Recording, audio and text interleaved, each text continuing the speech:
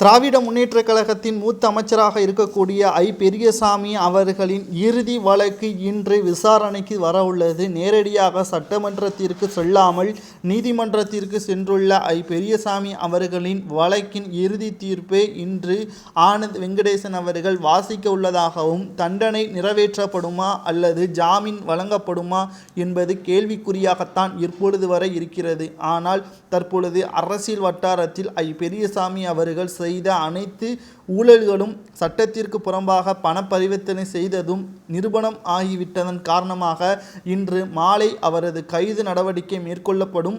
மேல்முறையீடு செய்தாலும் 1 மாதத்திற்கு சிறையில்தான் இருப்பார் என்றும் தற்பொழுது செய்திகளும் வெளியாகி இருக்கின்றன.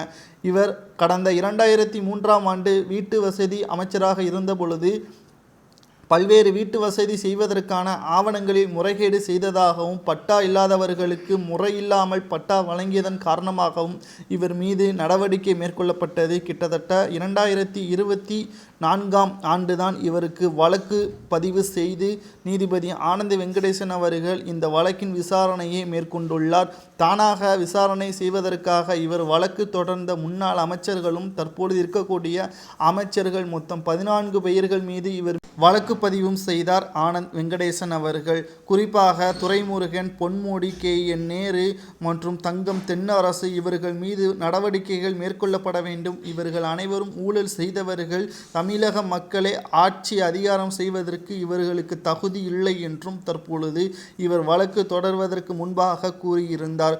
ஒவ்வொரு அமைச்சர்களின் வழக்கு நாளுக்கு நாள் தள்ளி கொண்டு செல்லிருக்கின்ற நேரத்தில் தற்பொழுது பெரியசாமி அவர்களின் வழக்கு இறுதி கட்டத்தை எட்டியுள்ளது. அவர் செய்த அனைத்து ஊழல்களுக்கும் ஆதாரத்துடன் நீதிபதி ஆனந்த் வெங்கடேசன் அவர்கள் தற்பொழுது சமர்ப்பித்திருக்கிறார். இவருக்கு 5 ஆண்டுகள் வரை சிறை தண்டனை வழங்கலாம் என்றும் 8 லட்சம் ரூபாய் அபதாரம் வழங்கப்படும் என்றும் எதிர்பார்க்கப்படுகிறது. மேலும் 5 ஆண்டுகள் சிறை தண்டனை இவருக்கு வழங்குவது சரியா அல்லது அதிகபட்ச தண்டனை என்ன தண்டனை வழங்கலாம் என்பதை உங்களது கருத்துக்களை கமெண்ட் வாயிலாக கூறுங்கள்.